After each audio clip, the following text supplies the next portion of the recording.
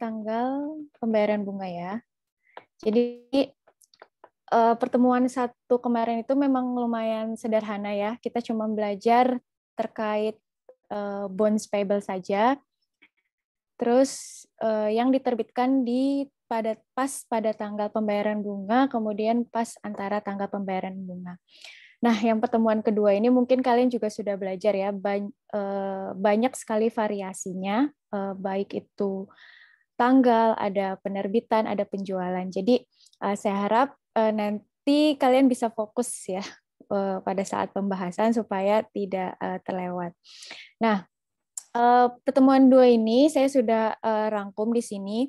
Jadi ini sebenarnya masih melanjutkan pertemuan satu, yaitu masih terkait penerbitan ya. Cuman di sini nanti ada banyak beberapa jenis kewajiban jangka panjang, gak hanya bonds, tapi juga kita belajar penerbitan notes payable, baik itu untuk mendapatkan kas maupun aset tetap biasanya. Biasanya kan jadi yang namanya kewajiban jangka panjang itu kita terbitkan, kita dapatkan itu biasanya untuk membiayai juga aset jangka panjang gitu. Jadi di-match-kan antara jenis asetnya dan jenis kewajibannya. Itu yang biasa dilakukan oleh perusahaan gitu. Jadi wajar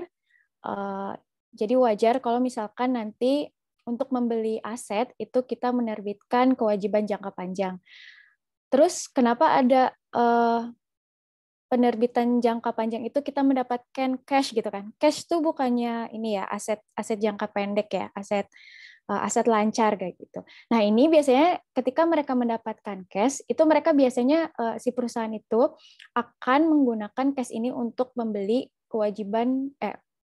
untuk membeli aset jangka panjang. Jadi memang mereka terimanya cash, tapi mereka akan beli juga akhirnya untuk membeli aset jangka panjang.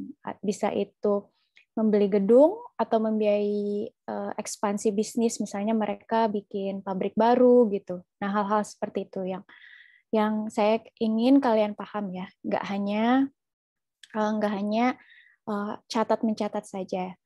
Nah, jadi nanti masih terkait penerbitan, terus kemudian nanti ada pelunasan. Jadi dua topik ini yang ada yang akan kita bahas di pertemuan 2.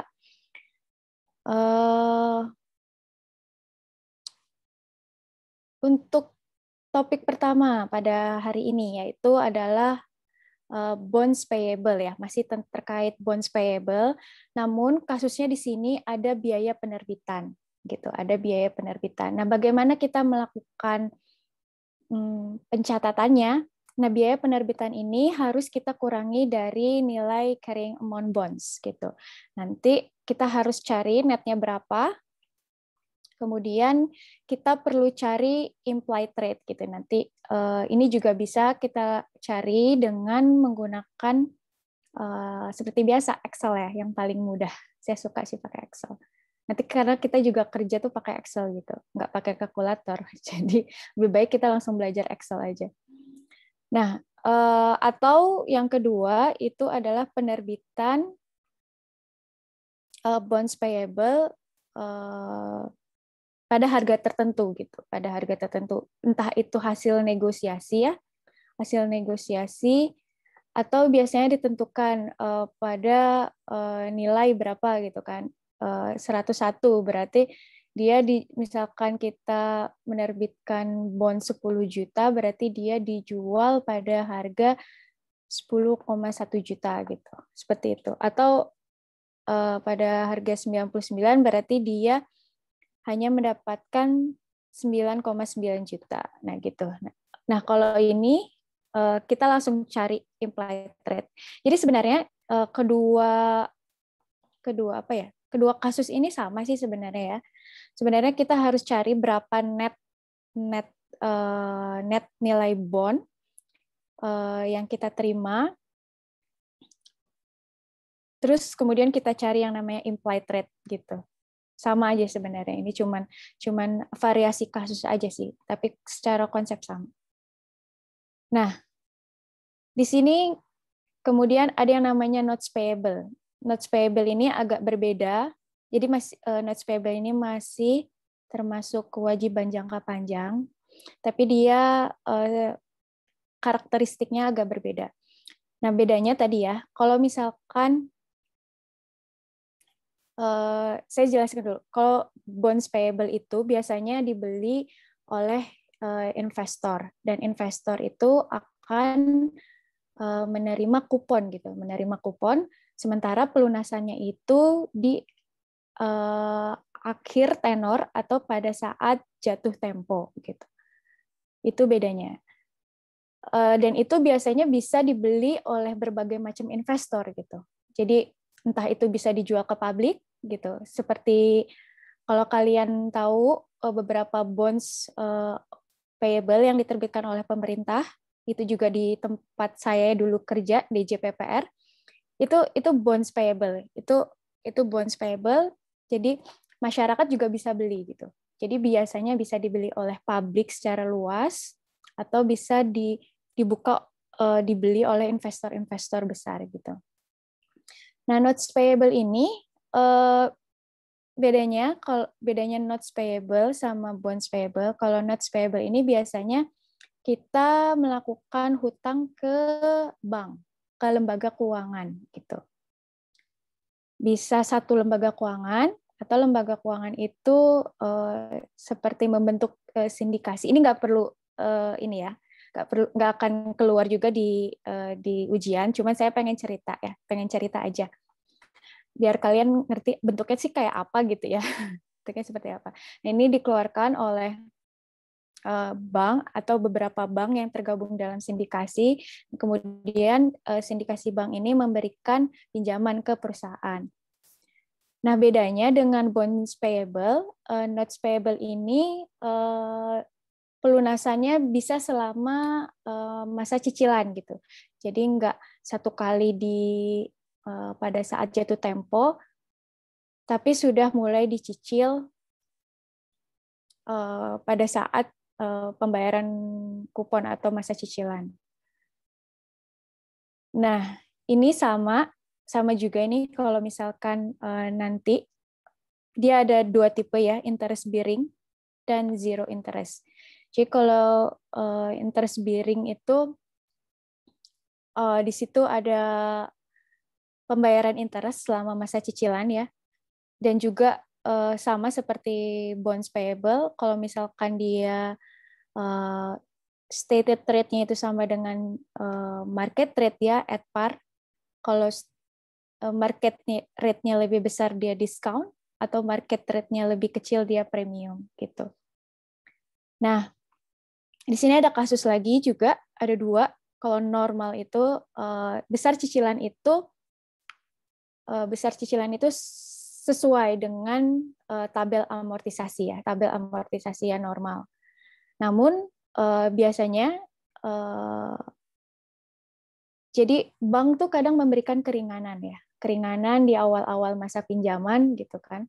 Misalkan nih ya, si kewajiban jangka panjang ini dipakai untuk membangun proyek baru. Nah, di awal proyek baru ini, si perusahaan membangun proyek, itu bisnisnya tuh belum established. Jadi mungkin dia baru mau membuat lini perusahaan baru gitu, baru mau mencoba mengeluarkan produk baru, dan dia masih coba-coba, masih mempelajari pasar gitu kan. Nah, di situ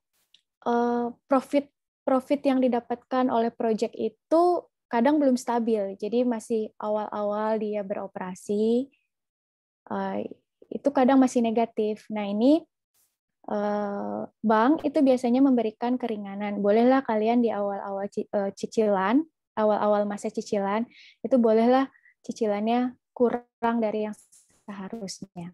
Atau bahkan nggak nyicil dulu, nggak nyicil dulu. Itu yang dinamakan grace period gitu.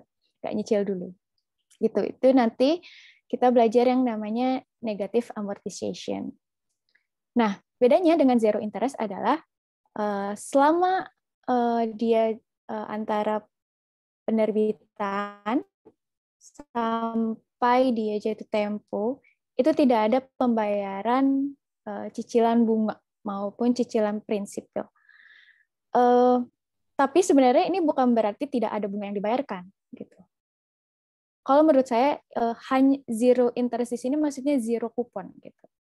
Tapi secara prinsip sebenarnya dia ada bunga yang dibayarkan. Ini terlihat dari kecilnya nilai carrying amount pada saat penerbitan atau jumlah cash yang kita terima gitu kan.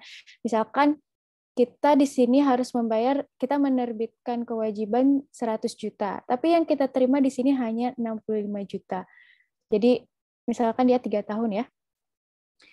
Jadi kita di sini menerima 65 juta, tapi di akhir pada saat jatuh tempo kita harus membayar 100 juta. Nah, ini kan besar sekali kan, sekitar 35 juta perbedaannya. Nah, ini tetap ada interest gitu kan. Cuman yang tidak ada kupon gitu. Tidak ada kewajiban membayarkan interest gitu ya. Oke. Nah, ini. Yang selanjutnya adalah ketika notes payable itu diterbitkan untuk membiayai aset. Nah, ini ada 3 leveling gitu. 3 leveling sebenarnya nilai mana sih yang harus kita pakai gitu kan. Ini ditentukan oleh PSAK, tapi mungkin untuk reason ya beyond dari kenapa sih kita harus pakai urutan-urutan ini, itu nanti kalian akan pelajari di teori akuntansi gitu kan. Atau mungkin nanti ketika kalian belajar S2, ambil S2 akuntansi. Nah, untuk sekarang mungkin kita terima saja urutan seperti ini dulu ya. Nah, yang pertama adalah kita pakai present value dari notes payable tersendiri. Namun yang kita perlukan adalah harus adanya kupon rate atau market rate. Nah ini, tapi kalau misalkan ada pengecualian ya, ada pengecualian. Kalau misalkan kita tidak punya kupon rate, atau kupon rate-nya itu nggak wajar ya, karena kan kupon rate ditetapkan oleh si penerbit kan. Dia menerbitkan, dia juga si yang memberikan tidak wajar. Nah, ini yang atau secara material itu berbeda dengan fair value instrumen sejenis. Instrumen sejenis itu maksudnya notes payable yang ada di pasaran gitu. Nah, ini kalau misalkan dia memenuhi kriteria ini, yang dikecualikan ini, maka kita menggunakan present value dari aset gitu. Present value dari aset, atau kalau misalkan kita juga nggak punya present value dari aset, kita pakai present value dari notes payable itu kemudian kita menghitung interest rate gitu. Itu terkait notes payable untuk ini ya, untuk aset. Kemudian selanjutnya adalah mortgage payable. Nah, kalau mortgage payable ini yang dinamakan kalau bahasa Indonesianya hipotek ya, hipotek. Ini secara perhitungan nggak berbeda dengan notes payable. Jadi kalian kalau ketika menghadapi soal notes payable atau mortgage payable itu sama, yang ada di pikiran kalian tuh harusnya sama aja gitu. Ini cuma perbedaan nama saja. Nah, bedanya apa? Tapi karakteristiknya notes payable sama mortgage payable. Nah, untuk mortgage payable ini biasanya ada aset tetap yang diagunkan gitu. Aset tetap yang diagunkan. Nah, dengan adanya agunan ini biasanya bunga yang bunga stated rate yang dikasih oleh bank itu biasanya lebih rendah gitu. Karena risikonya itu lebih rendah karena kita mengagunkan aset. Jadi si bank itu punya jaminan berupa aset yang kita berikan, kita agunkan kepada bank gitu. Seperti itu. Nah, ini yang terakhir yang terkait pelunasan. Untuk pelunasan sih ada pelunasan dengan kas, aset atau sekuritas ya, sekuritas. Kemudian ada yang dinamakan restrukturisasi atau modifikasi. Ini sering ya dilakukan oleh bisnis gitu ketika mereka melakukan pembiayaan dari kewajiban jangka panjang. Ini sangat sering sekali dilakukan oleh bisnis ketika misalkan mereka ada punya kewajiban jangka panjang. Terus mereka melihat nih market trade di pasar itu sekarang rendah gitu. Sekarang rendah dibanding dengan kewajiban jangka panjang yang dulu mereka terbitkan gitu. Nah, mereka melihat sumber pembiayaan lebih murah. Yang mereka lakukan apa? Mereka menerbitkan kewajiban jangka panjang dengan market rate yang lebih rendah untuk menutup kewajiban jangka panjang yang sebelumnya, yang biayanya lebih mahal gitu. Itu biasa perusahaan itu lakukan gitu. Nah, itu mereka lakukan berarti kas yang didapat dari kewajiban jangka panjang yang lebih murah ini mereka gunakan untuk menutup kewajiban jangka panjang yang sebelumnya mereka terbitkan pada biaya yang lebih mahal gitu. Atau mereka si perusahaan sudah punya kas berlebih, ya sudah gitu. Mereka langsung aja tutup, kita kebanyakan kas gitu. Terus kita juga nggak ada rencana untuk menggunakan kas ini gitu, nggak punya rencana ekspansi. Daripada memiliki kewajiban jangka panjang yang membebani perusahaan karena ada biaya-biaya yang harus kita bayar gitu kan, ya udah kita lunasin aja gitu. Ya udah itu ada kas. Nah, nanti ada gain or loss pada pelunasan bond ya. Berdasarkan perbedaan antara nilai cash yang kita bayar dengan carrying amount dari bond. Nah, yang kedua adalah pelunasan dengan aset atau sekuritas. Nah, untuk transaksi ini nanti ada dua jenis gain or loss yang harus diakui, yaitu yang pertama adalah gain or loss dari pelunasan bondnya itu, atau notes ya, notes payable mungkin.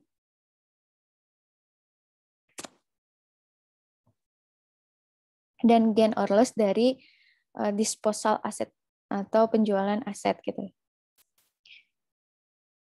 Nah, yang terakhir adalah restrukturisasi atau modifikasi gitu. Nah, jadi biasanya si perusahaan gitu, si perusahaan ini biasanya mungkin dia bisa melakukan negosiasi ulang dengan bank untuk melakukan ini tadi restrukturisasi atau modifikasi.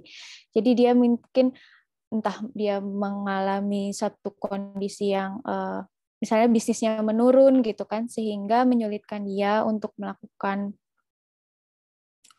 pembayaran hutang, atau malah dia bisa jadi bisnis saya lagi naik nih gitu kan, saya mau percepat deh pelunasannya, yang tadinya tenornya 10 tahun saya mau lunasi dalam 5 tahun deh. Nah, itu sama, itu bisa berbagai macam restrukturisasi atau modifikasi.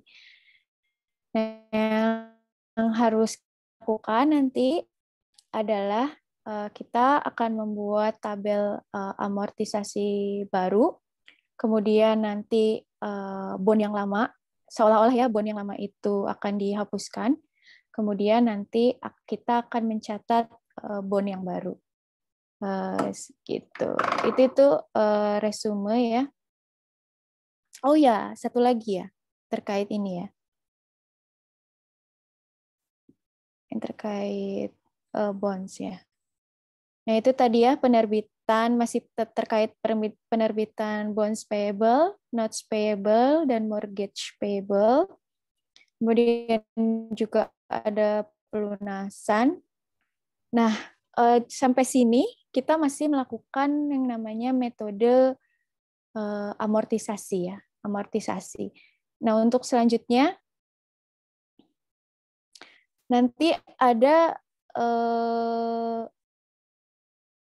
pengukuran kewajiban jangka panjang dengan fair value method.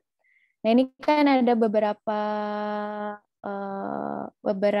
kriteria ya, di mana si perusahaan itu bisa memilih fair value method ya. Sudah dijelaskan kan oleh Pak Rohmat. Nah, ini yang perlu kita lakukan adalah pertama, jadi kita tetap harus memaintain tabel amortisasi. Jadi walaupun kita nanti akan mencatat kewajiban jangka panjang itu dengan fair value method, kita tetap harus memaintain tabel amortisasi. Nah, kemudian pada saat tanggal amortisasi itu kita harus melakukan mark to market gitu, mark to market untuk mencari nilai fair value-nya. Nah, nanti selisihnya ini akan menambah atau mengurangi carrying amount dari bonds dan nantinya akan diakui sebagai unrealized gain or loss.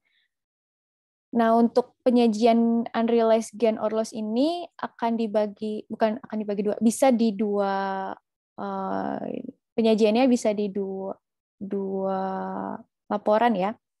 Artinya kalau misalkan kenaikan fair value dari bond itu karena risiko kredit, maka kita harus mencatatnya pada balance sheet, pada section equity. Sementara kalau unrealized gain or loss ini bukan dari risiko kredit, kita harus langsung mengakuinya pada laporan laba rugi. Gitu. Oke. Itu tadi ya sekilas review terkait kewajiban jangka panjang. Kita baru teman-teman, sebelum kita ke soal, ada yang ingin ditanyakan? Kalau nggak ada ya.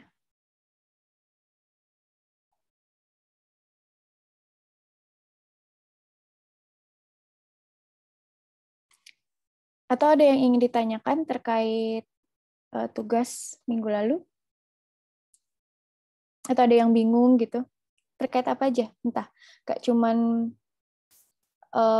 cuman perhitungan, mungkin istilah-istilah atau seperti apa? Boleh?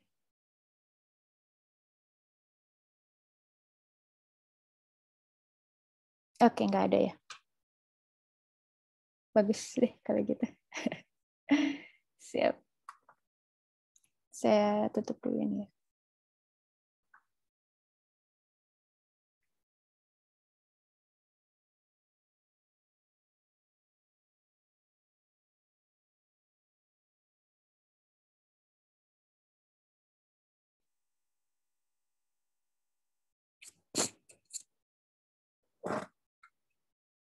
Sebentar, saya ambil minum dulu.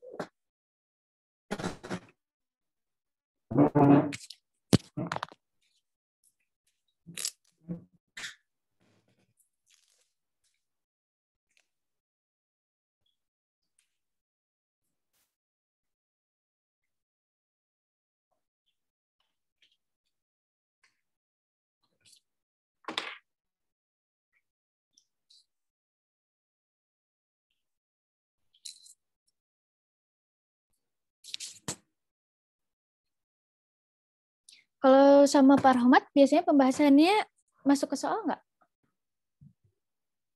Cuma materi aja, Mbak. Cuma materi, Mbak. Kemarin masih. Gimana? Lanjut. Silakan.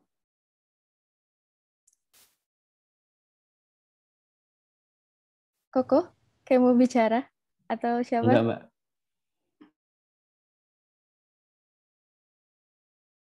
Atau ada yang belum tercover dengan ini oleh Pak Rohmat?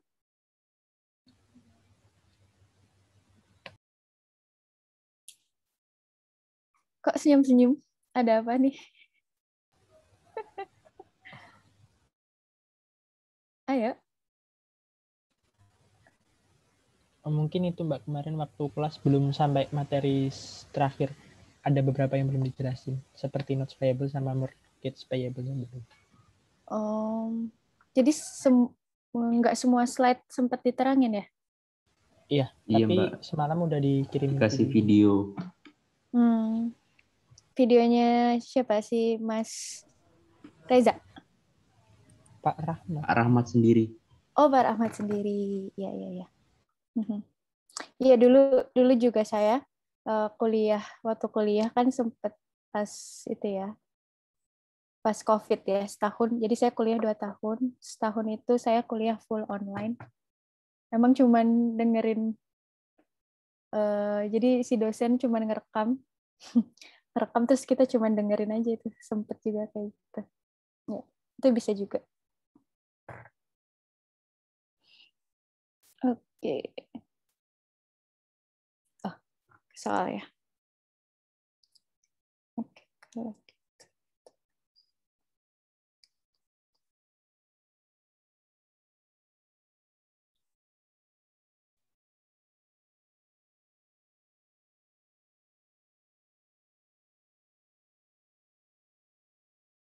Oke, sebelum saya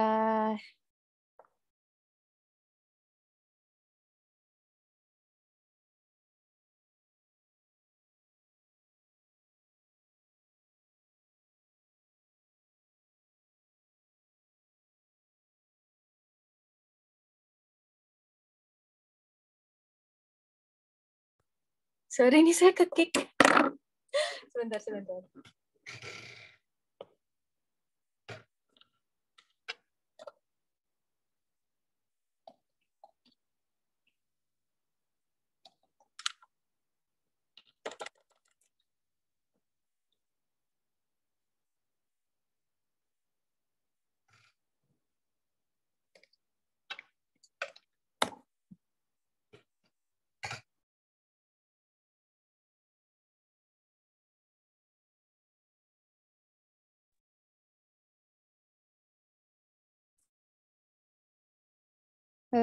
Sorry.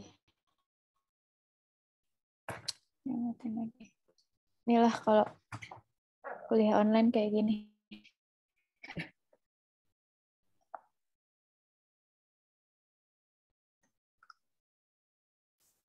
Oke, teman-teman udah pada ngerjain soal yang saya post di LMS ya? Sudah? Atau belum? Saya ingin mau tahu dulu ini sebelum saya bahas atau share kunci jawabannya. Mungkin kita ini ya, cross-check jawabannya dulu. Mungkin teman-teman bisa chat.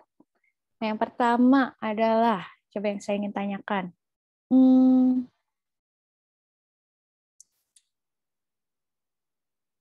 Ini ya.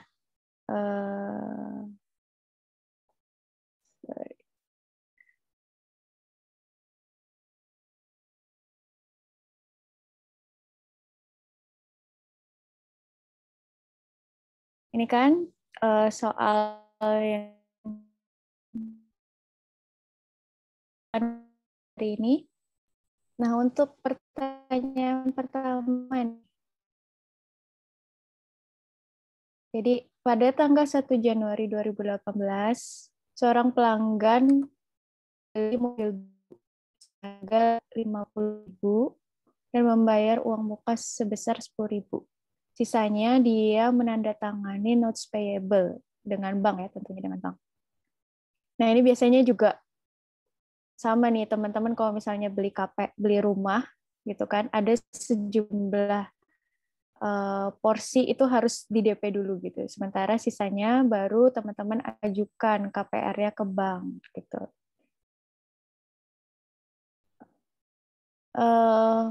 Nah, untuk tahun pertama ini ada kesepakatan pelanggan akan membayar 1.000 per kuartal ya, yang dibayarkan April, Juli, Oktober, dan 1 Januari.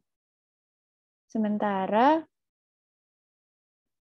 untuk tahun kedua dan seterusnya itu pembayaran akan normal sampai saldo hutang lunas. Nah, ini kan pembayarannya ini sampai saldo hutang lunas, berarti selama masa cicilan, selain kita membayar bunga kepada bank, itu ada bagian untuk membayar prinsipalnya gitu. Jadi pas jatuh tempo itu saldo kita 0 gitu. Saldo kita 0, nggak kayak bonds payable. Ada sejumlah prinsipal yang harus dibayarkan kan, dan itu jumlahnya biasanya cukup besar. Gitu. Nah, kemudian pada tanggal 1 Agustus pelanggan melunasi sisa hutangnya dengan cash gitu. Nah, ini jadi satu soal di sini banyak ini ya, banyak kasus gitu. Yang pertama tadi penerbitan notes payable-nya seperti apa. Terus kemudian ada cicilan nih, cicilan yang lebih kecil dari cicilan yang seharusnya. Terus kemudian ada bentuk lunasan. Nah, coba teman-teman chat dulu di Zoom chat. Itu yang saya tanyakan, berapa nilai hutang pada akhir tahun pertama nih, pertanyaan kedua. Teman-teman coba chat dulu.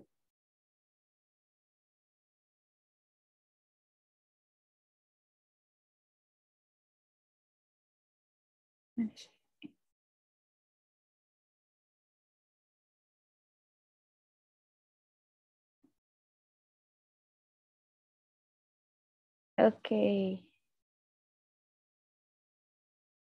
39176 ya. Ya, oke, sama, berarti sama saya.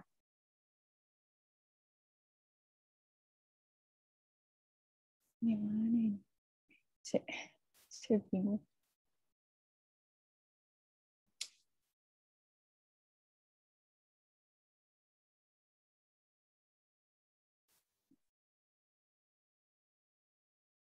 Terus kemudian besar cicilan. Besar cicilan tahun kedua dan ketiga. Pertanyaan nomor 3. Berapa?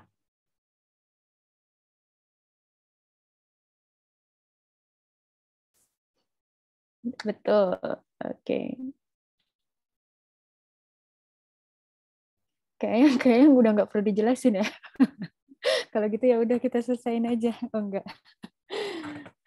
Ya udah. Oke, saya stop share dulu.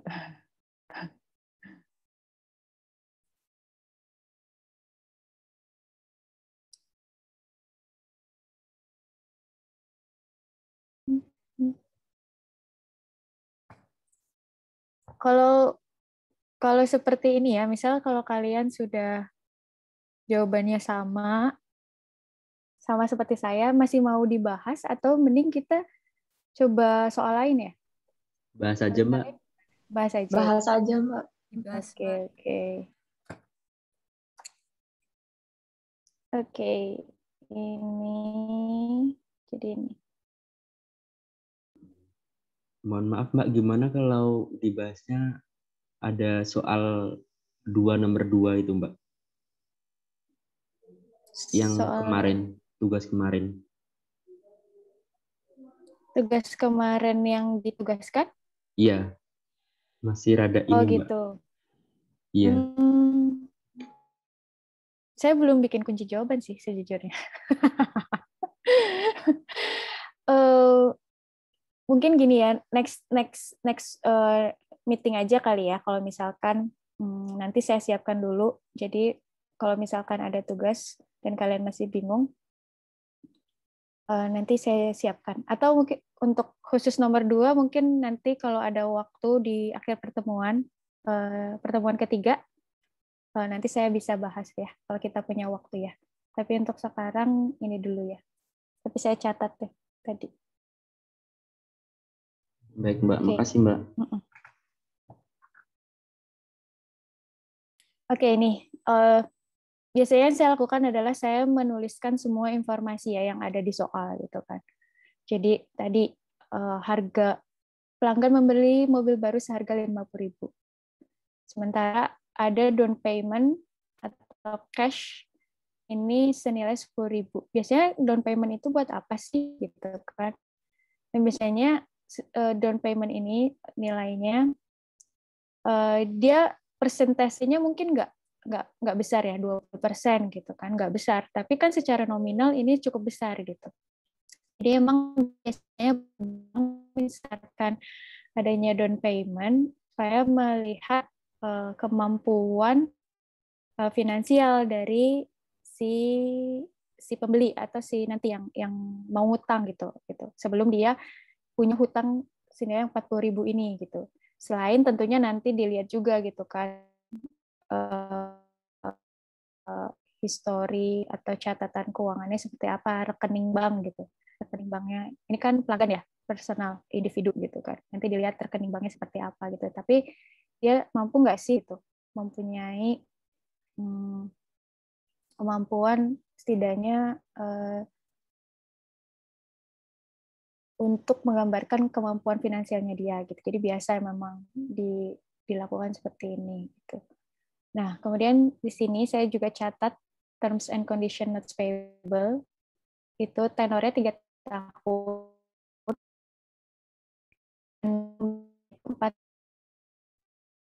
total 11 kali ya.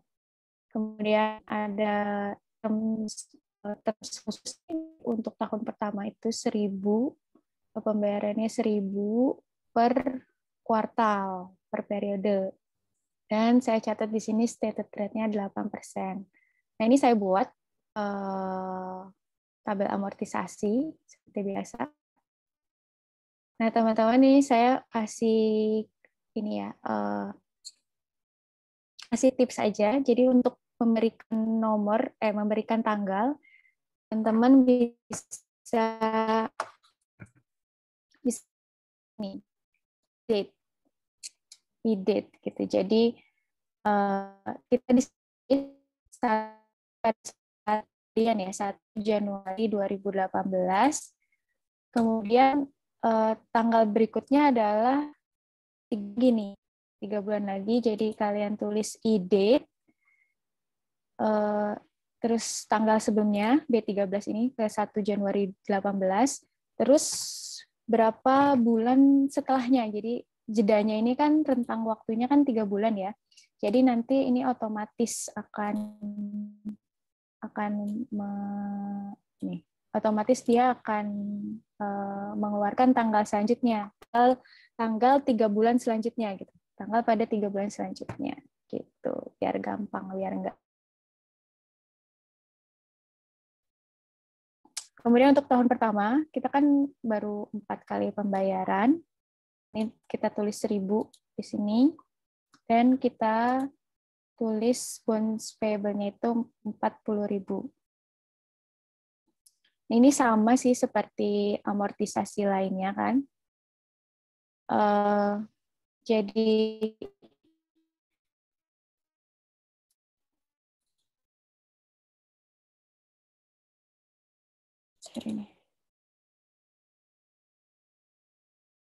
Jadi ini kan per kuartal, jadi di sini hanya 2% ya, netnya itu 2%, 2% kali 1.000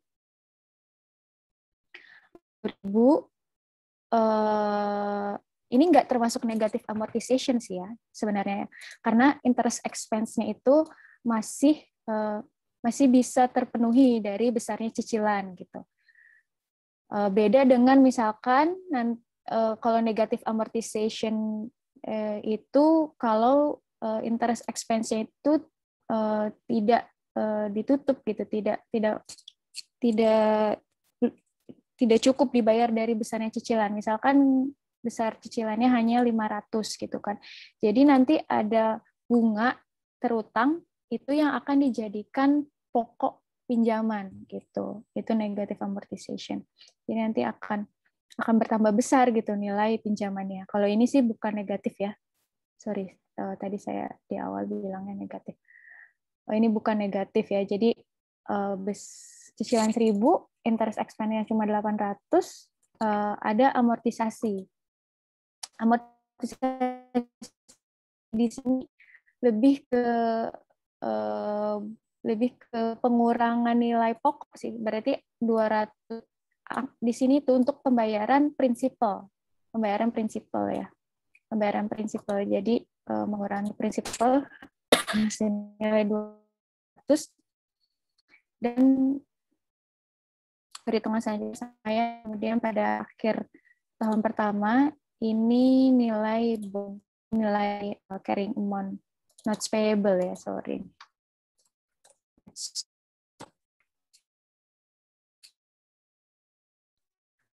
Oke, nah sekarang untuk tahun 2 dan ketiga kita akan harus besarnya cicilan di akhir. Mohon maaf Mbak, suaranya putus-putus. Di semua. Oke, mungkin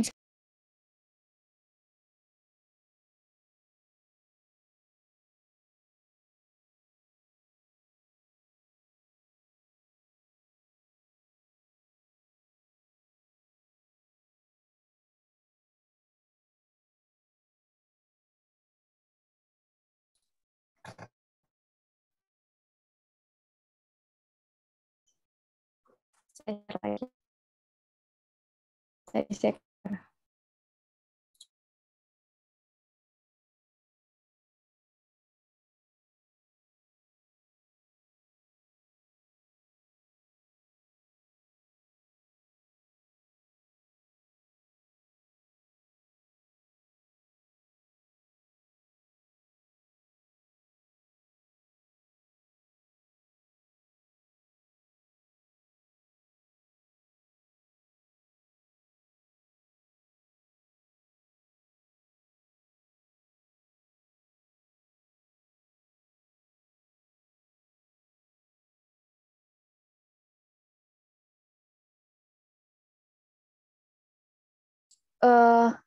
Tahun kedua dan ketiga ini ketentuannya adalah kita harus sudah mulai mencicil secara normal gitu. Nah, berapa besar cicilan yang harus dibayar supaya di akhir masa tenor itu tidak ada lagi kewajiban gitu. Semua kewajiban baik itu pembayaran bunga maupun juga prinsipal itu sudah prinsipal atau pokok ya sudah dilunasi gitu. Nah ini ada pakai rumus di Excel juga. Ini rumus yang dipakai adalah PMT, ini payment. Payment jadi klik tulis di sini ya, payment. Nah ini rate. Stated rate ini karena ada 4 kali periode pembayaran, kita bagi 4. N/nya yang tersisa adalah berapa kali pembayaran, itu kan tinggal 8 ya, karena kan kita sudah melewati 1 tahun, jadi kita hanya tulis 8.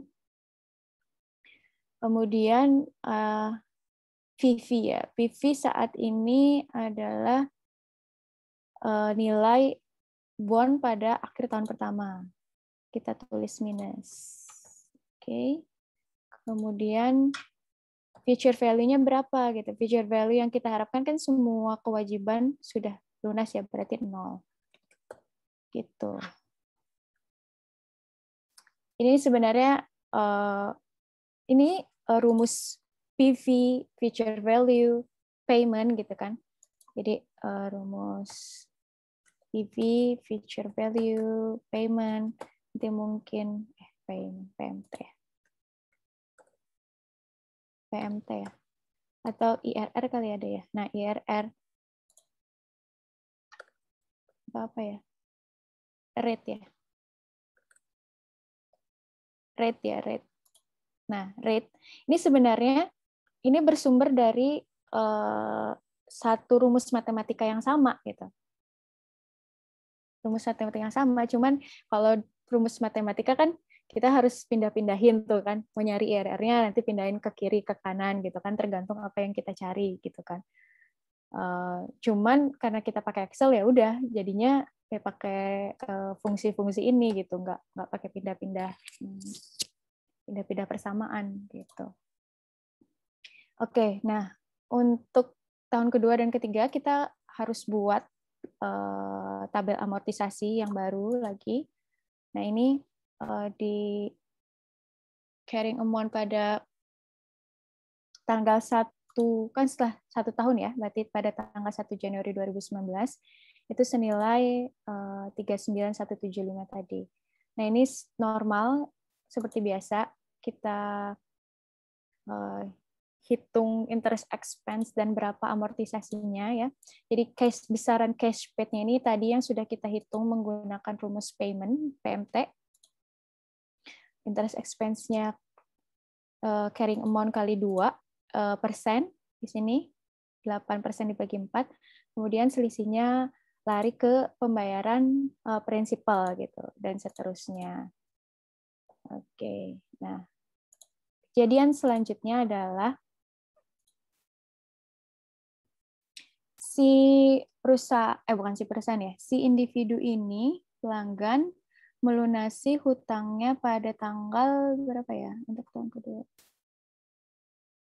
Pada tanggal 1 Agustus 2020 gitu. Pada tanggal 1 Agustus 2020. Nah, kita harus cari tanggal yang terdekat di tabel amortisasi. Nah, ini sudah saya highlight nih. Sudah saya highlight karena dia melunasi tanggal 1 Agustus 2020. Nah, yang terdekat ini adalah 1 Juli 2020. Nah, di sini saya highlight. Kemudian buat jurnal pelunasan untuk pelanggan pada tanggal 1 Agustus 2020. Nah, yang pertama kita harus catat adalah jadi yang sini kan sudah bayar ya. Yang di sini sudah dibayar asumsinya. Nah, pasti si pelanggan itu mencatat. Nah, yang pada saat dia melunasi, dia punya bunga terutang itu selama 1 bulan kan, dari 1 Juli 2020 ke 1 Agustus itu. Nah, kita bayarkan dulu berapa besar interest expense-nya, berapa pembayaran ke prinsipalnya, dan nah ini kita bayarkan melalui cash. Nah, cara menghitungnya adalah saya simply membagi nilai pembayaran pada 1 Oktober itu dengan 3 gitu. Jadi kan pembayaran pada 1 Oktober ini adalah untuk Agustus dari Juli sampai Oktober kan, ada 3 bulan. Tapi karena si pelanggan mau melunasinya di bulan Agustus, jadi ada bunga terhutang selama 1 bulan. Nah, ini kita tinggal bagi 3 saja. Jadi interest expense-nya 207 dibagi 3, untuk amortisasinya juga dibagi 3. Dan nilai pembayaran cash paid-nya juga dibagi 3 gitu kan. Nah, dengan pembayaran seperti ini nanti berarti akan ada pengurangan nilai carrying amount ya. Sorry, ini salah ya. Harusnya bukan 8669 nih. Benar deh. Benar. Nah, jadi ini kita harus hitung berapa sih carrying amount notes payable pada bulan Agustus. Kita hitung dengan menghitung dengan carrying amount bulan Juli dikurang amortisasi dari Juli ke Agustus. Didapat adalah 8.669 gitu. Nah, ini yang akan kita lunasi. Sorry, ini bayar 35.000 ya.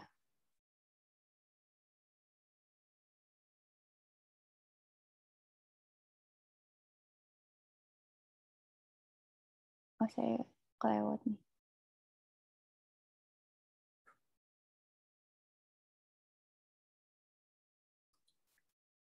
Ini berarti ada gain ya. Ada loss ini.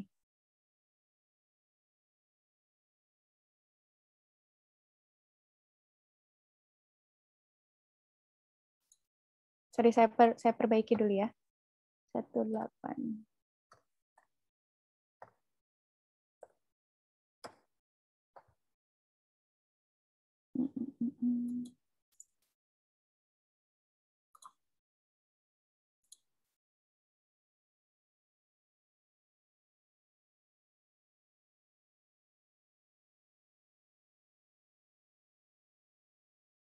Termasuk cicilan terutang pada berarti cash yang dia bayarkan di sini adalah 35.000 dikurangi cash ini kan. Berarti di sini ada loss ini.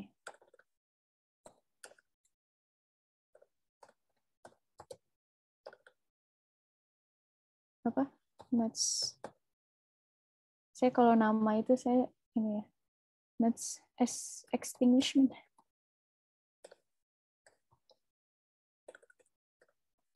Lunasan lah ya. Senilai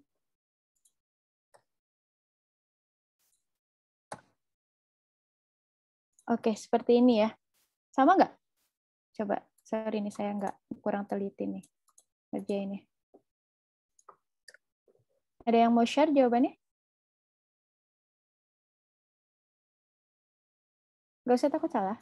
Saya juga salah kan. Gimana teman-teman yang lain? Belum mencoba ngerjain, Mbak. Oh, belum coba. Yang lain? Tadi yang sudah menjawab tuh gimana? Gak apa-apa, nanti saya kasih nilai nih.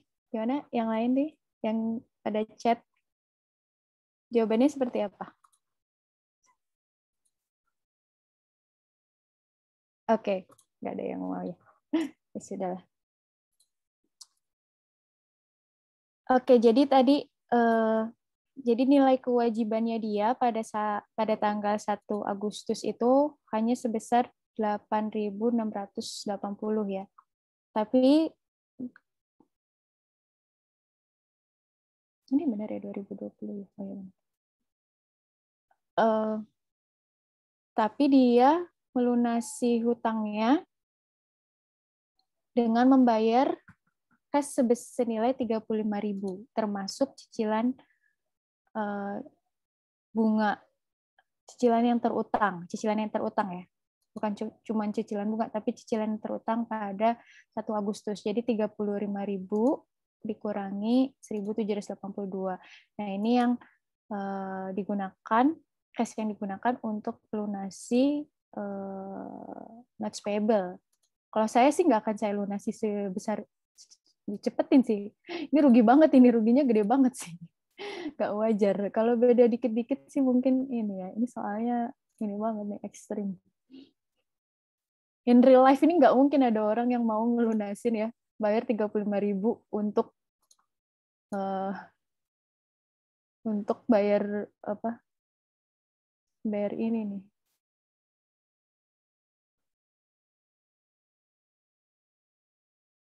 Kecuali mungkin ngelunasinnya di sini masih wajar nih ya. Di sini ya, pada tanggal 1 Juli. Oke lah. Tapi ini cuma hitung-hitungan ya. Ada yang mau ditanyakan? Mohon izin, Mbak. Itu tadi yang jurnal 1 Agustus itu kan kalau di soal dilihat keterangannya itu termasuk untuk membayar cicilan yang terutang. Apakah itu boleh langsung cash, Mbak? Yang interest expense sama notes payable itu terhadapnya boleh langsung cash? Iya, ini cash. Oh, enggak interest payable dulu gitu, Mbak? Oh, enggak sih. Kalau interest payable itu kan biasanya jurnal penyesuaian ya. Biasanya interest payable itu kan berarti kita mengakui bahwa ada kewajiban pembayaran bunga di 1 tahun ke depan gitu kan. Jadinya jadi masuk kewajiban lancar. Kalau ini langsung dibayar sih boleh aja cash sih. Langsung cash. Kalau kunci jawaban di case seperti apa? Ke payable dulu ya?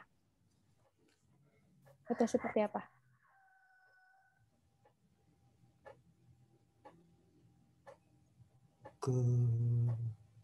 Ke payable dulu, abis itu dilawanin. Payable-nya juga tetap hilang, Mbak. Ya. Kalau mau seperti itu juga nggak masalah sih kalau saya. Asal tanggalnya sama ya. Kalau kalian mau seperti itu juga nggak masalah sih. Saya ini aja. Baik, Mbak. Tapi Terima kasih. yang lain?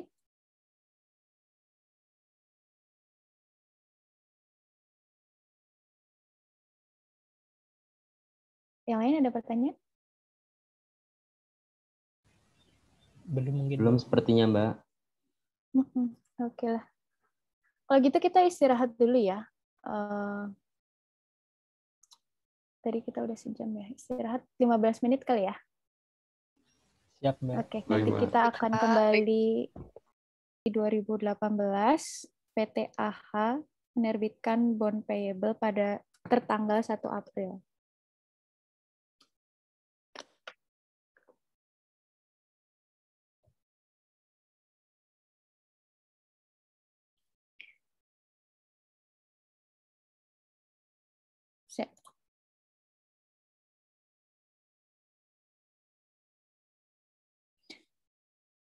Pada Juli 2018, PT AH menerbitkan bond payable tertanggal 1 April dengan nilai jatuh tempo 1,5 M dengan tenor 3 tahun, bunga kupon 11%.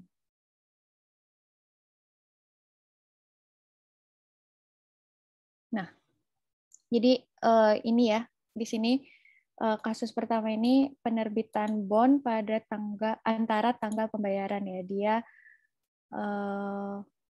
tertanggalnya 1 April, dibayarnya semi-annually, April, Oktober, tapi dia diterbitkan antara bulan April dan Oktober, yaitu Juli ya.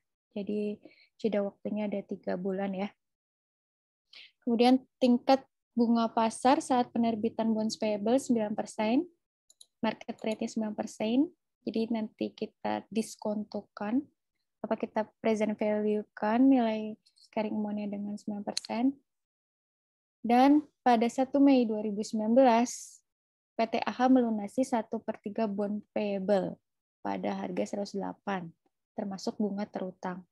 Nah, ini kasus keduanya, event kejadian keduanya. Jadi tadi penerbitan antara tanggal pembayaran bunga, kemudian nanti tanggal 1 Mei itu ada pelunasan 1/3 bond payable.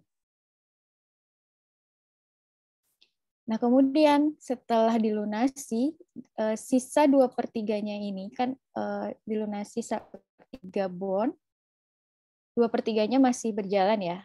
Nah, si 2/3-nya ini kemudian pada tanggal 1 Maret dilakukan restrukturisasi. Nah, tadi ini yang sudah saya contohkan ya. Dari yang harusnya jatuh tempo sebentar lagi kan, jatuh temponya berarti tanggal 3 tahun ya, jatuh temponya berarti tanggal berapa tuh, 2021 ya, sekitar tahun 2021, pada Maret 2020 diperpanjang menjadi 2 tahun, nanti jatuh temponya akan sekitar tahun 2022 ya, diperpanjang 2 tahun sejak tanggal restrukturisasi. Bunga kupon dihapuskan dan nilai jatuh tempo menjadi 950 juta. Nah, ini nilai jatuh tempo ini menjadi 950 juta ini nambah atau kurang nanti kita lihat ya. Dan tingkat bunga pasar pada saat itu 10%. Nah, ini saya ya. Oke, tingkat suku bunga pasar pada saat restrukturisasi 10%. Kemudian PT AH membayar lunas bunga terutang sampai dengan 1 Maret 2020. Yang pertama kita lakukan ya, menghitung nilai present value obligasi pada atau antara tanggal pembayaran untuk pengakuan pertama ya, pencatatan pertama. Nah, ini seperti yang sudah pernah kita bahas di pertemuan 1 ya, dan caranya saya sudah sesuaikan juga dengan keinginan kalian. Jadi yang pertama adalah kita menghitung present value pokok dulu, kemudian nanti ada present value kupon. Nah, karena ini diterbitkan antara tanggal pembayaran yaitu pada tanggal 1 Juli, nah kita tarik present value-nya ke tanggal pembayaran bunga terdekat, yaitu 1 Oktober 2018. Berarti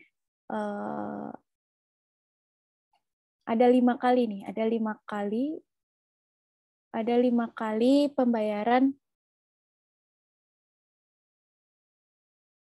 ada 5 kali pembayaran bunga ya, pembayaran 5 kali pembayaran cicilan. Pembayaran bunga,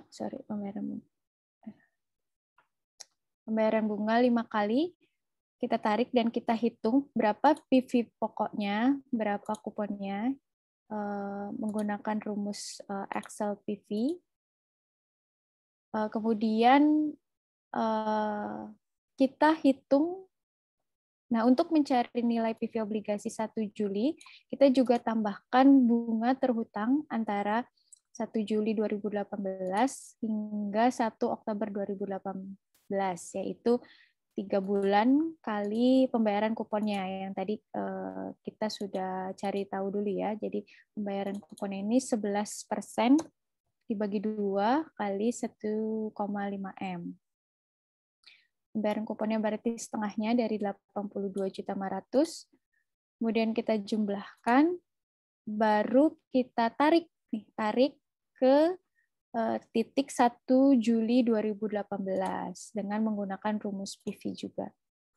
Nah, mungkin kalau ada yang belum jelas terkait ini nih pembayaran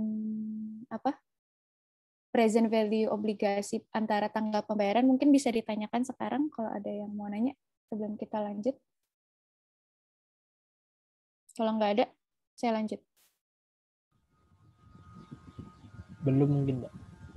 Oke, masih bisa mengikuti ya. Oke, yang pertama adalah kita perlu membuat tabel amortisasi sampai tanggal jatuh tempo. Nah, ini kita sudah cari tahu tadi berapa carrying amount bond-nya, dan hingga tanggal jatuh tempo yaitu pada 1 April 2021 gitu.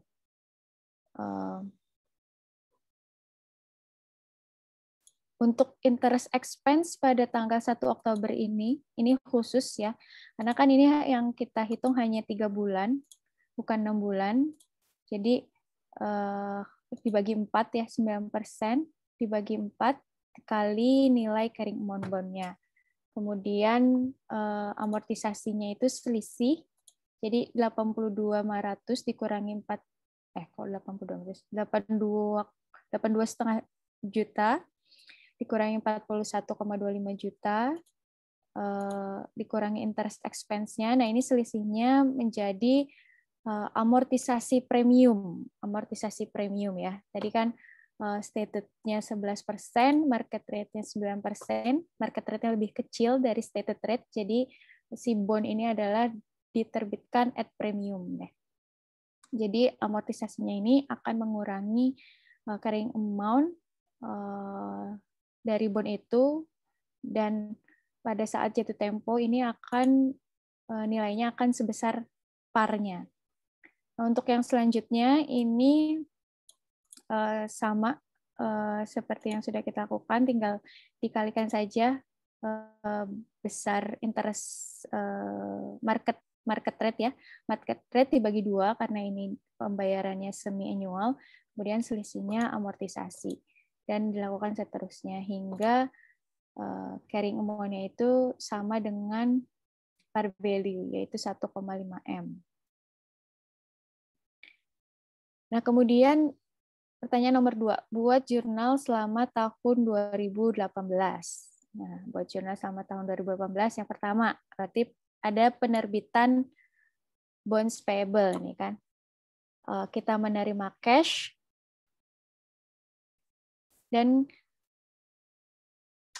kita menerima cash dengan menerbitkan bonds payable. Jadi cash pada bonds payable sebesar 1,571 ini.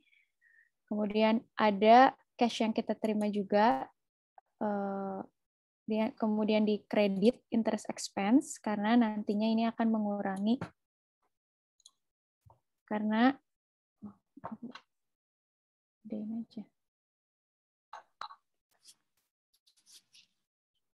nantinya ini akan mengurangi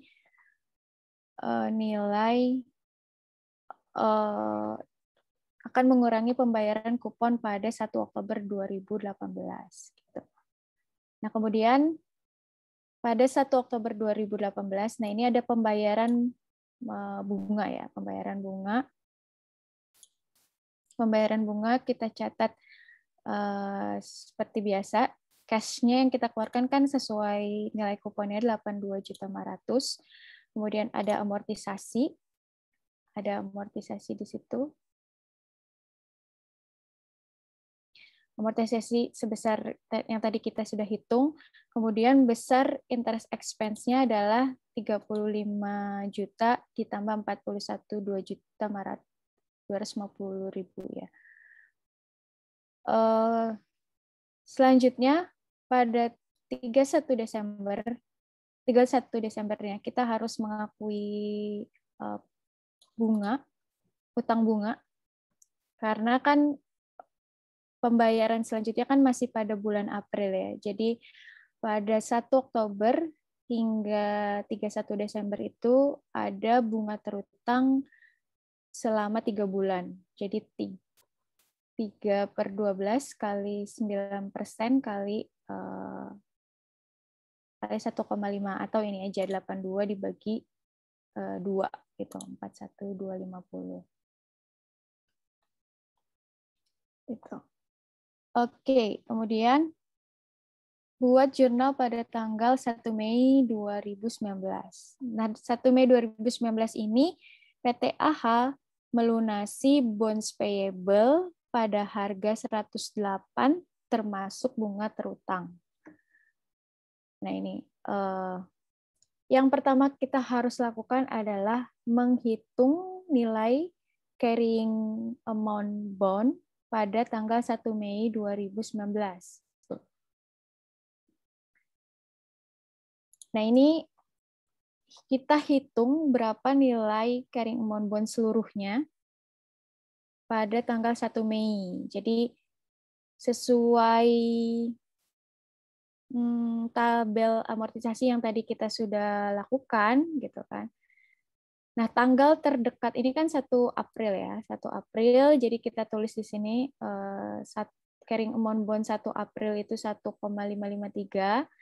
Kemudian kita lakukan amortisasi selama 1 bulan. Karena kan pelunasannya pada tanggal 1 Mei 2019 ya. Kita hitung berapa interest payable-nya itu senilai karena cuma sebulan berarti 82 juta dibagi 6. Ini 82 juta dibagi 6. Kemudian interest expense-nya juga kita bisa tinggal langsung dibagi 6 aja dari interest expense bulan Oktober.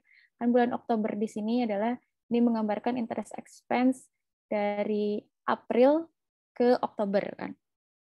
Kita bagi 6. Kemudian selisihnya kita menjadi bagian dari amortisasi yang akan mengurangi nilai carrying amount bond. Nah, jadi nilai carrying amount bond itu pada 1 Mei 2019 adalah 1,551 M. Nah, kemudian karena kita akan melunasi 1/3 dari bond ini, kita hitung berapa sih bagian dari masing-masing komponen ini, kan ada interest payable, interest expense, amortisasi. Nah, kita hitung berapa carrying 1/3 dari carrying amount-nya ini gitu kan. Ini sebenarnya totalnya seperti sejumlah ini nih, sejumlah 517 juta gitu kan. 517 juta. Tadi pelunasannya pada harga 108. Pada harga 108 termasuk bunga terutang. Jadi kita harus hitung dulu berapa nilai kas yang benar-benar digunakan untuk pelunasan obligasi. Jadi 108 kali 500 juta. Jadi kan prinsipnya tadi 1,5 M ya. 1/3 dari 1,5 M kan 500 miliar.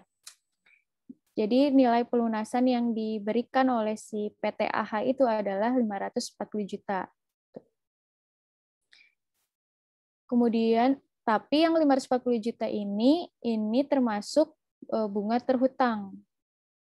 Bunga terhutang itu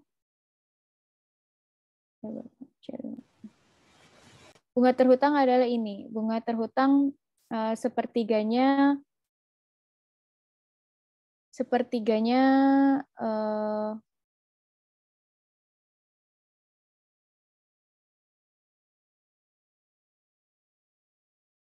gimana ya? Bunga terhutang dari porsi 500 jutanya itu, tapi hanya 1 bulan gitu. Jadi sebesar 4,5. Jadi caranya tadi ya, hitung dulu carrying amount obligasi seluruhnya, terus kita hitung dulu 1/3 porsi dari bond supaya kita bisa melihat berapa sih porsi interest payable, interest expense, amortisasi yang dibayarkan untuk porsi 500 jutanya itu, untuk porsi 1/3-nya. Nah, kemudian baru ketahuan jumlah cash yang benar-benar dibayarkan untuk obligasi, yaitu sebesar 535 juta. Gitu. Nah, masuk ke jurnal, ini yang pertama kita lakukan adalah tentunya tadi ya, pembayaran hutang dan amortisasi gitu kan. Jadi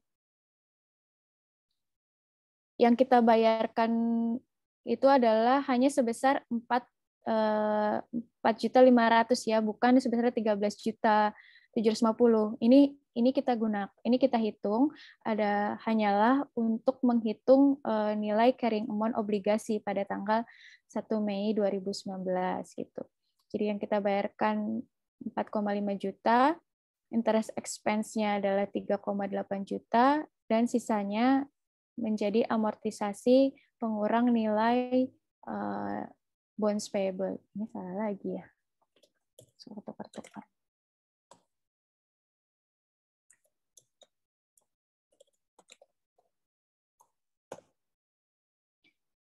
Oke, nah kemudian kita lunasin bonds payable-nya senilai 535 juta. Kita debit nilai bonds payable-nya hanya 1/3 bonds payable itu 517 juta, dan selisih antara cash dan bonds payable ini karena cash-nya lebih besar sementara nilai bonds payable yang dilunasi itu hanya sebesar 517 juta, maka selisihnya akan menjadi rugi dari pelunasan bonds payable gitu. Ada yang mau ditanyakan dulu? Saya takut kalau langsung ke akhir. Kalian ini. Ada yang cukup jelas ya?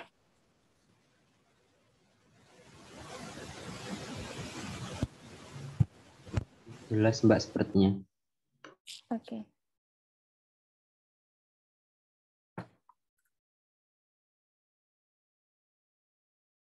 Kemudian buat jurnal tanggal 1 Maret 2020. Nah, ini yang dilakukan adalah ini ya, restrukturisasi atau modifikasi terms and condition dari kewajiban jangka panjang.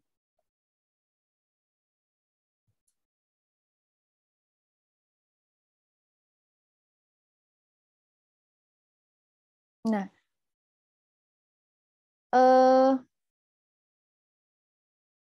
tadi kan kita harusnya melakukan pelunasan itu pada tanggal 1 April 2021 ya. Nah, sisa 2/3 ini itu, sisa 2/3 bond itu masih mengikuti tabel amortisasi yang ini yang pada awal kita buat ya. Kemudian Mohon maaf Mbak, ada pertanyaan di kolom chat. oke.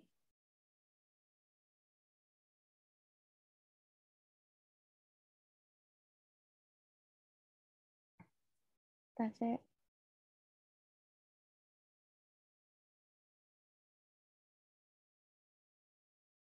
izin.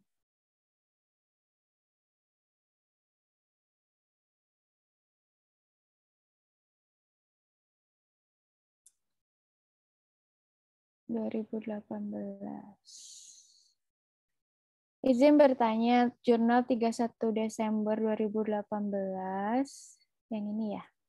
Yang ini.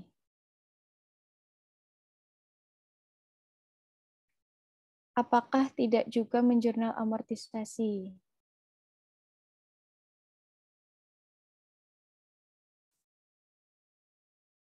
Yang ini. Biasanya sih amortisasi dilakukan pada saat pembayaran ya. Pembayarannya kan masih pada 1 April nih, 1 April 2019. 1 April 2019. Jadi pada akhir tahun 31 Desember kita hanya mengakui nilai bunga terutang gitu. Amortisasinya dilakukan pada saat nanti 1 April 2019. Gitu Mas Iwan. Baik, terima kasih Mbak.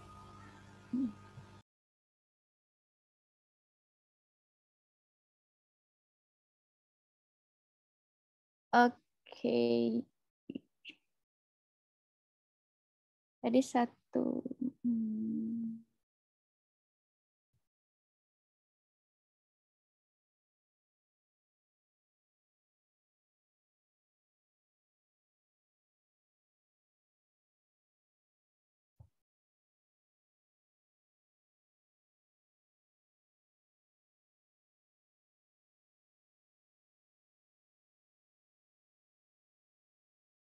Nah, kemudian selanjutnya adalah pada tanggal 1 Maret 2020, PTH mengajukan restrukturisasi utang ya.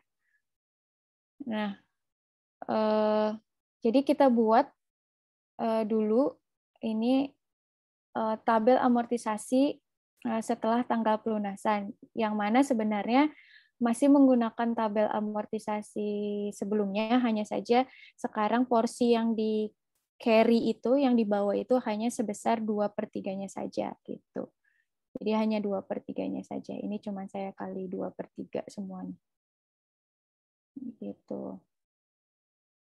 Nah, ini jatuh tempo pada tanggal 1 April 2021.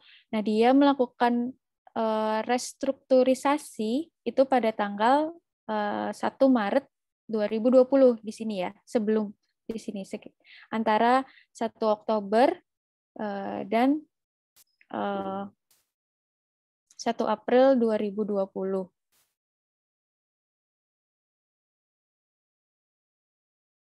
April 2020. Nah, kita yang pertama kita lakukan adalah sama seperti perhitungan yang ini ya, perhitungan yang ini kita cari nilai carrying amount terakhirnya, kemudian kita sesuaikan dengan bunga terhutang yang berjalan gitu.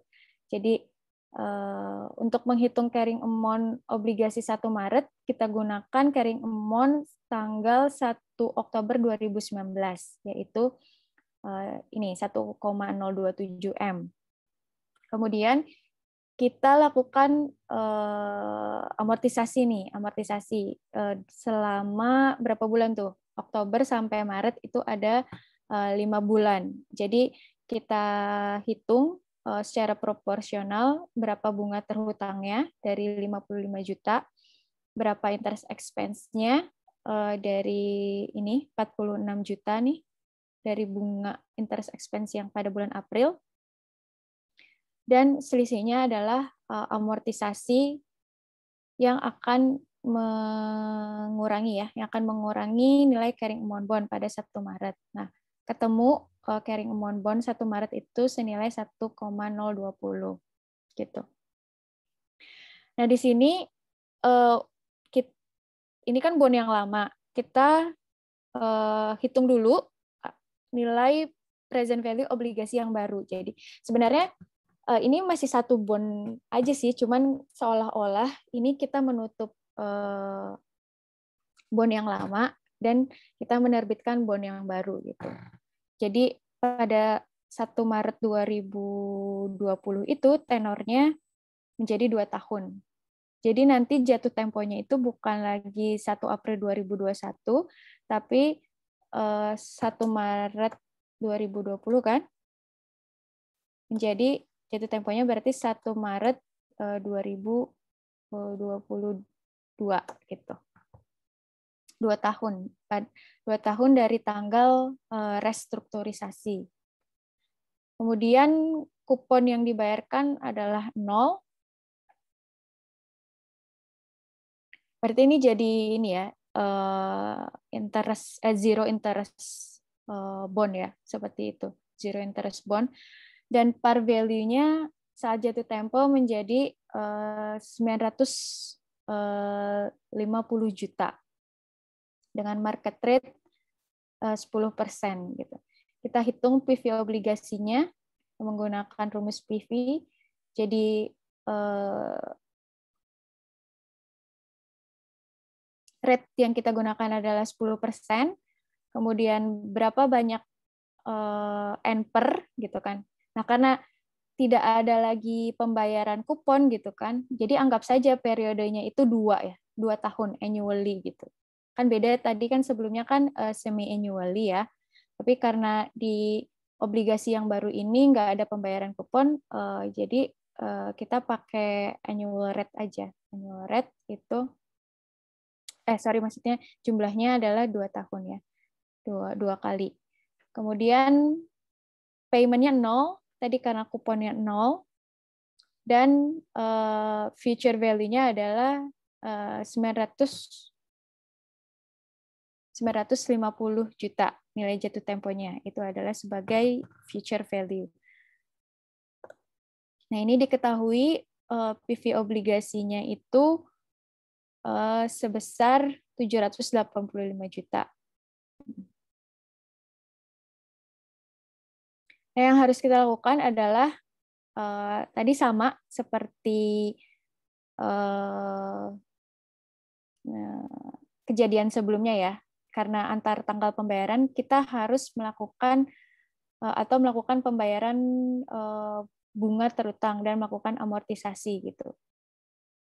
Jadi yang seperti sudah kita hitung itu ada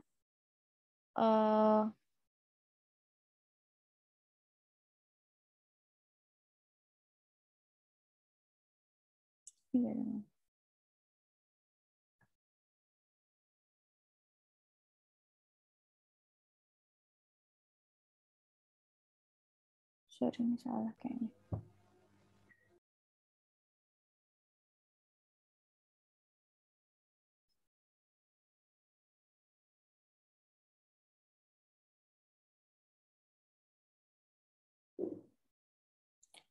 Oh, bukan salah ini, sorry.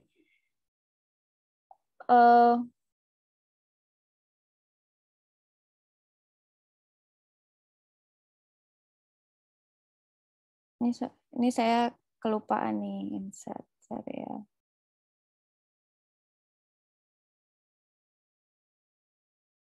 Ini seharusnya, ntar ya saya benerin dulu.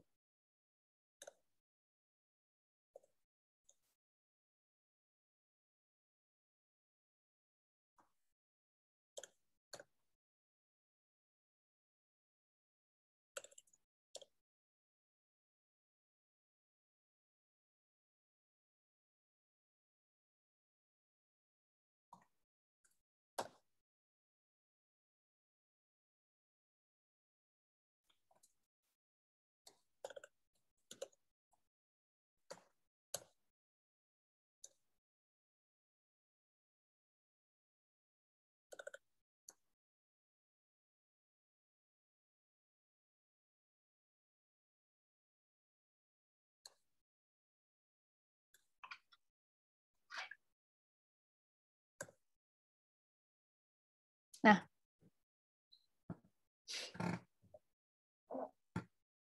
jadi kan ini kita buat jurnal pada tanggal 1 Maret ya. Tapi yang kita nggak catat di sini sebenarnya di sini ada jurnal pada tanggal 31 Desember 2019.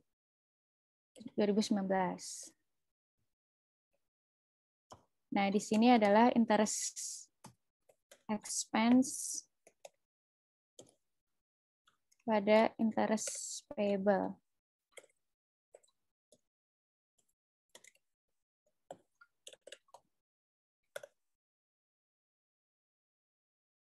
Yaitu senilai berapa nih? Oktober, November, 3 ya.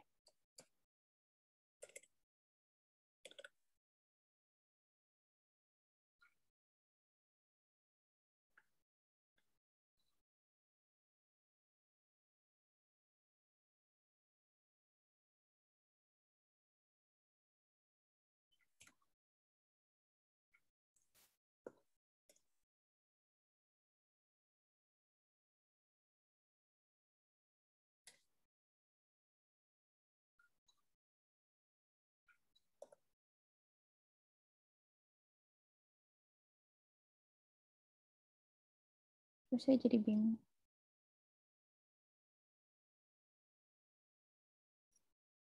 Terus.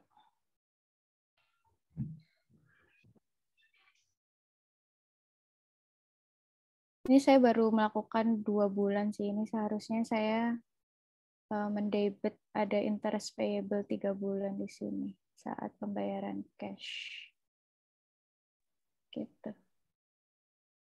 Mungkin teman-teman ada yang udah ngerjain ini? Mau share jawabannya? Itu yang Boleh? mohon izin Pak, yang 31 Desember 2019 itu nggak ada ininya Mbak, bonus payable-nya juga.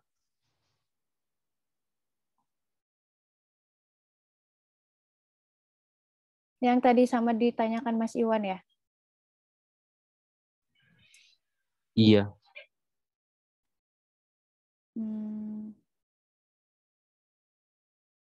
Saya terlewat kali ya.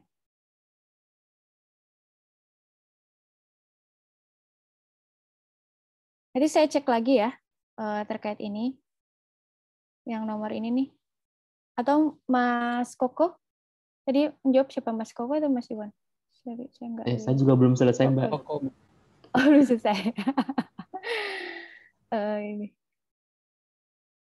Kalau di KSO itu ada interest ini ya, ada interest ke notes payable ya, ada amortisasi. Ada Mbak. Di Ada ya. PPT-nya. Di PPT juga ada, Mbak. Oke, nanti saya benerin dulu ya jawaban saya. Saya kelupaan kali ya. Tapi intinya di sini nanti coba ya ini kita kerjain masih 9.20 ya, setengah jam lagi.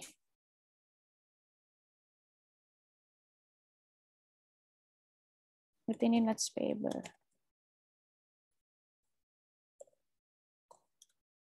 Oke. Ini interest expense berarti. Ini ya, bagi 2.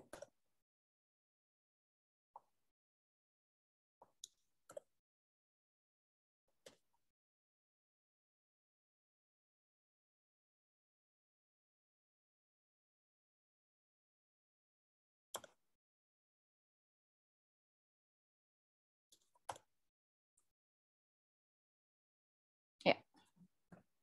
Jadi pada tanggal 31 Desember itu kita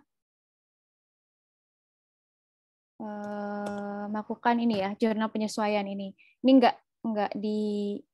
nggak disuruh ya, tapi tanpa kita melakukan ini nanti jawaban di sini nanti akan salah gitu. Jadi kalian harus punya catatan tersendiri bahwa pada tanggal 31 Desember ini si PT AHA melakukan jurnal penyesuaian ini gitu. Nah, terus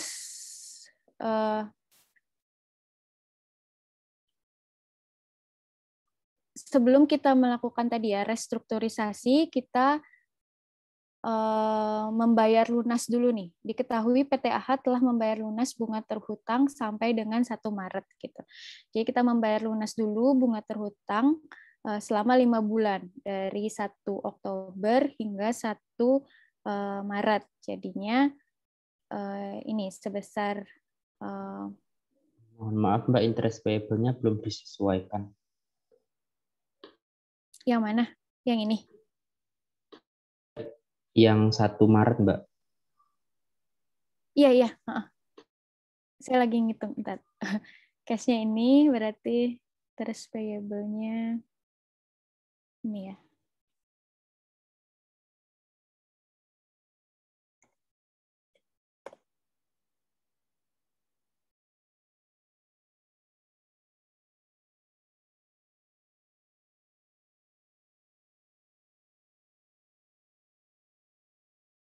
Oke, sudah ya? Seperti ini ya.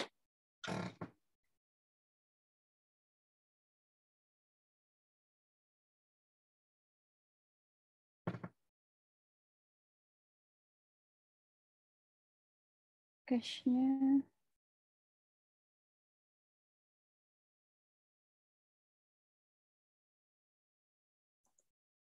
Ya, jadi pada tanggal 1 Maret kita juga selain membayarkan interest payable, juga melakukan amortisasi ya. Ini sudah sama ya Mas Koko ya? Mas Koko udah ngerjain? Mas Koko, Mas Iwan ya, Koko terus. Tadi siapa sih yang jawab? Belum Mbak, saya Mbak. Oh, belum. Mas Koko ya tadi ya.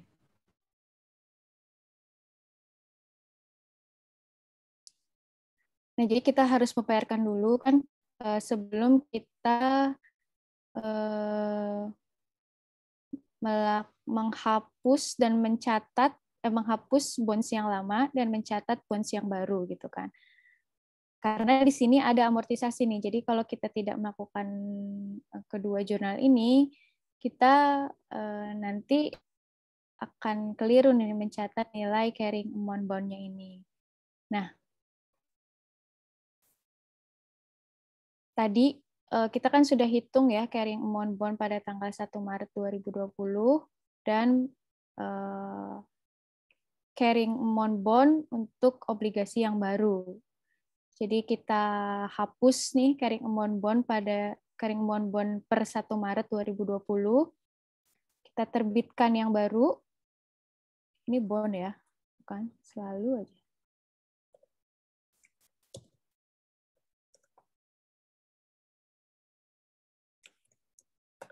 Nah, kita terbitkan bonds yang baru dan selisihnya itu menjadi gain on extinguishment gitu. Oke, ada pertanyaan lagi?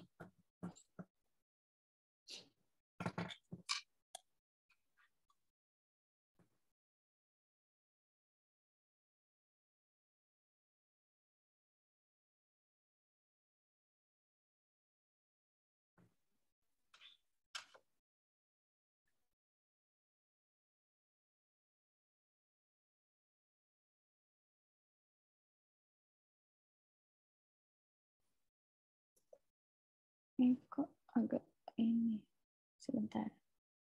Accounts payable amortisasi.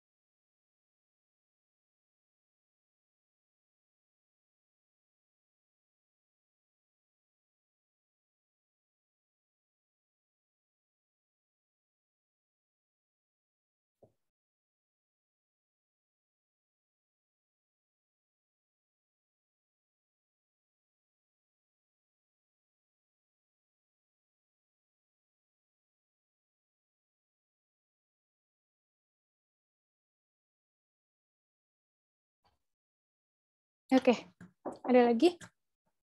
Sebentar ya.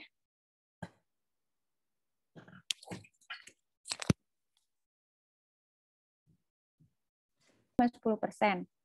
Sementara kalau yang kuartal itu efektif interest rate bunga yang sebenarnya itu sebesar 10,38 gitu. Jadi emang beda sih. Nah, di sini kan nggak ada keterangan ya. Tapi biasanya kalau dia emang kupon gitu, bunga kupon dihapuskan, ya berarti yang kita pakai adalah bunga tahunan aja gitu.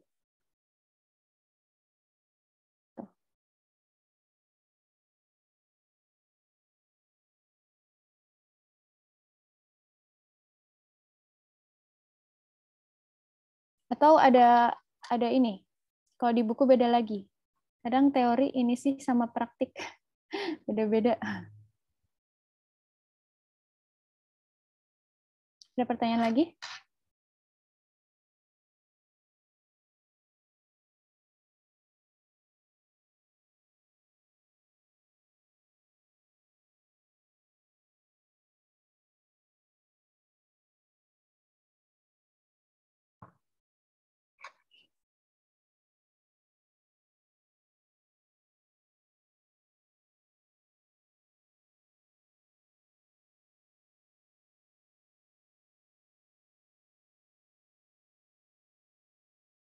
Oh, mungkin ini saya pindahin ke sini kali ya. Biar kalian paham, lebih mengerti.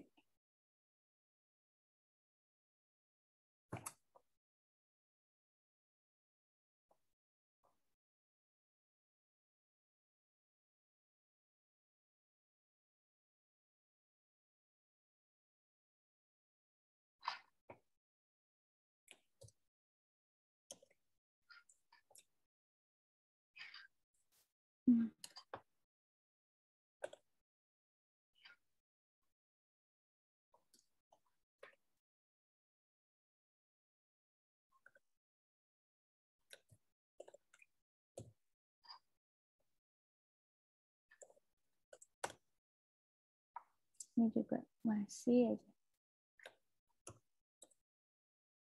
Jadi ini ya, saya ulangi lagi yang ini ya, karena tadi saya masih salah, masih bingung nih.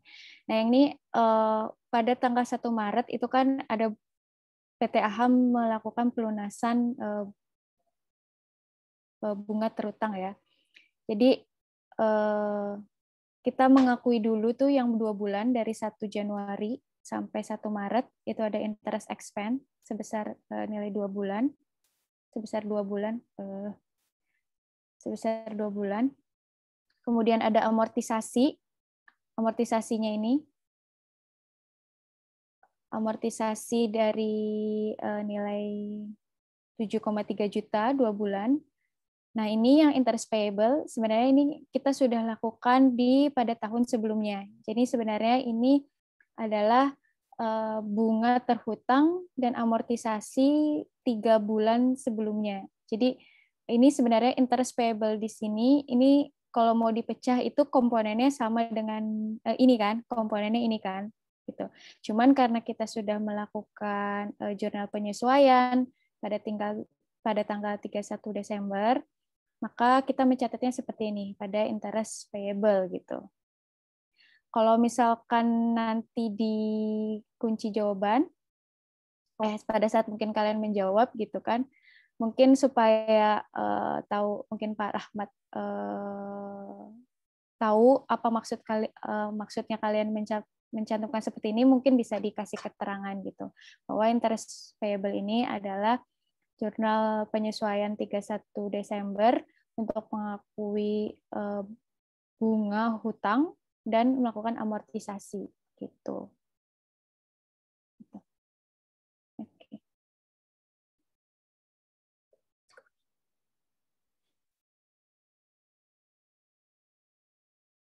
Kita masih punya waktu sekitar 10 menit kali. 24 menit masih, Mbak. Iya, maksudnya saya tutup sebelum jam 10.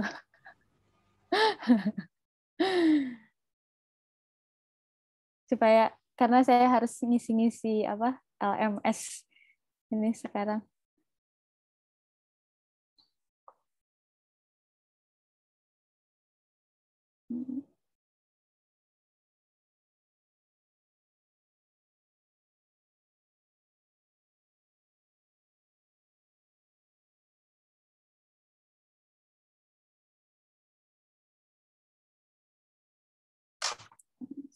izin bertanya, Mbak. Boleh? Nanti kan kalau misalkan ujian itu kan kadang soal itu suka minta disertai perhitungan, Mbak ya. Sedangkan kan kita tuh pakai Excel. Bisa nggak kalau misalkan nanti perhitungan itu nggak usah ditulis gitu, Mbak. Jadi kan pakai Excel aja. Gitu, Mbak. Waktu ujian ini ya pakai ditulis tangan ya? Iya, Mbak. Atau Kan dia seperti kadang apa? suka minta rumus tuh kan, rumus yang manual itu. Sedangkan kita kan pakai Excel, Mbak. Kalau dari Pak Romat kebijakannya seperti apa? Udah nanya belum? Belum saya tanya. Kalau saya mungkin kalau cantumkan rumus Excel-nya nggak apa-apa sih kalau saya. Cantumkan rumus Excel ya nggak apa-apa. Atau kalau yang ada yang harus dihitung secara proporsional kan kayak tadi kan, yang 2/5 ya, yaitu rumus manual kan mungkin ya. Tapi kalau yang untuk seperti ini nih ya, seperti yang ini nih, perhitungan PV obligasi nih gitu kan. Jadi kalian dapat ini dari mana gitu kan? Cantumkan aja sebelahnya Excel. Nah, saya kasih tahu tripsnya lagi nih. Nah, ini untuk mengetahui rumusnya ini kalian bisa pakai ini nih, formula teks gitu. Formula teks dari si sel yang kalian pengen tahu nih, formulanya. Pas ujian kalian nggak bisa kan pakai sel-sel reference cell seperti ini kan. Jadi yang kalian catat mungkin angkanya gitu. Misalkan 10% dibagi 2 gitu. Itu sih. Dan jangan lupa juga ada minus ya. Ada apa? Tanda minus ini yang harus kalian sertakan gitu. Itu sih. Kalau saya sih yang gampang aja. Baik, Mbak. Terima kasih, Mbak. Oke.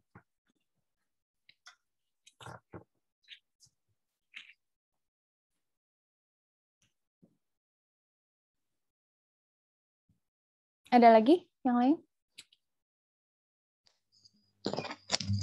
Mbak, yang bertanya. Boleh, silakan. Saya masih belum paham, Mbak, cara mencari market interest yang baru, Mbak, yang itu jika sudah dikurangi dengan biaya penerbitan itu, Mbak. Oh iya. Masih paham, Mbak. Itu belum ada di contoh soal ya? Belum ada di soal latihan ya? Iya, Mbak. Sebenarnya kalau Mas Fitrah ya, kalau pakai rumus itu gampang sih sekali ya, gampang sekali. Kita pakai contoh di buku aja kali ya angkanya.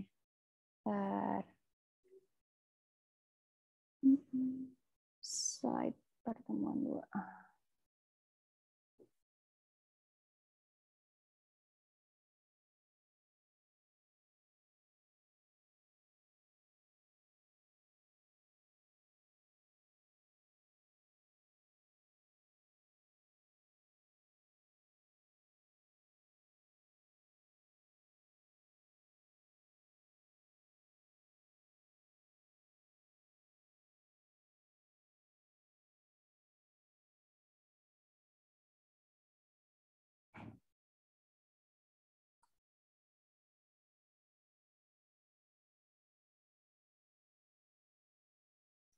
Ini ya.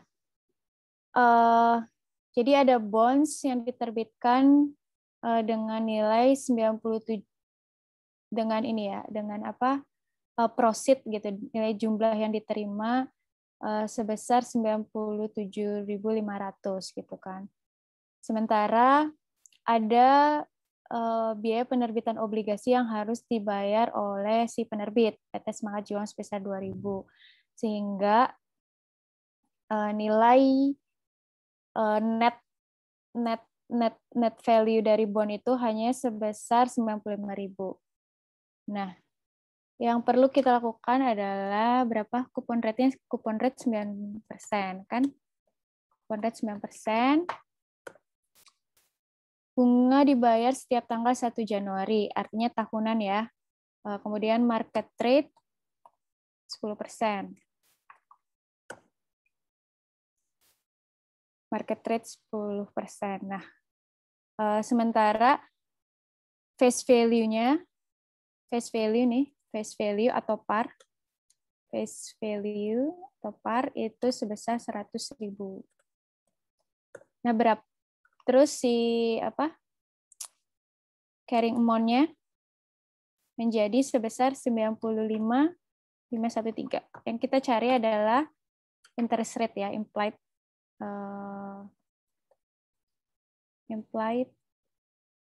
interest rate.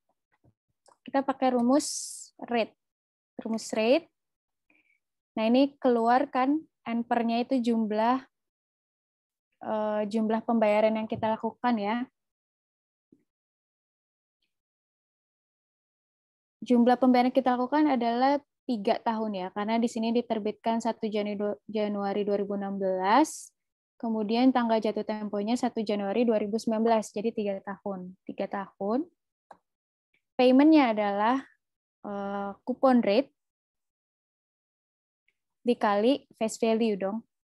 Sebesar berapa tuh? 9.000 ya, 9.000. Kemudian present value-nya adalah senilai 95.513 tadi setelah dikurangin biaya penerbitan. Kita harus cantumkan minus di sini. Kemudian bear value-nya adalah 100.000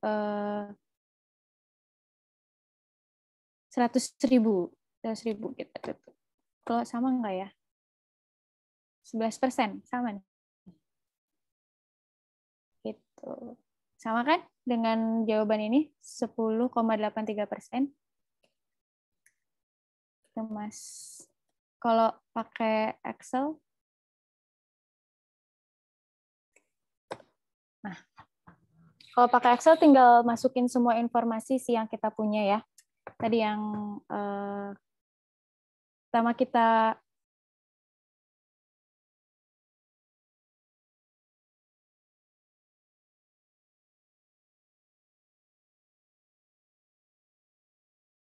cuman ini urutan di rumusnya agak berbeda ya dengan PV dan future value, rumus future value nih. Jadi kalian harus perhatikan nih urutannya nggak berbeda. Jadi harus tahu nih NPR tuh apa sih, jumlah periode, number of period gitu. PMT apa, payment tuh yang mana gitu, jumlah kupon yang dibayarkan per periode ya, bukan per tahun gitu. Terus present value itu apa ya, ini carrying amount. Terus future value adalah nilai pada saat jatuh tempo gitu. Sementara kalau untuk yang lain-lain untuk saat ini masih bisa dikosongin karena kita masih belajar obligasi yang anuitasnya itu dibayarkan pada akhir periode. Jadi yang default-nya itu yaitu tadi anuitas dibayarkan pada akhir periode. Gitu Mas Fitrah. Bisa ini ya? Oke. Gampang pakai Excel. Tapi kalian sama Pak Rohmat diajarin rumus yang dasar itu nggak sih? Yang 1 per gitu. Atau langsung pakai faktor ya? Kemarin diajarin Mbak. Ya, bagus nih kalau gitu. Nah, itu rumus dasarnya sebenarnya itu. Cuman saya ngajarin praktikalnya aja. Mungkin Pak Rohmat teorinya, nggak apa-apa. Ada lagi yang lain selain terkait 2 contoh soal ini juga nggak apa-apa.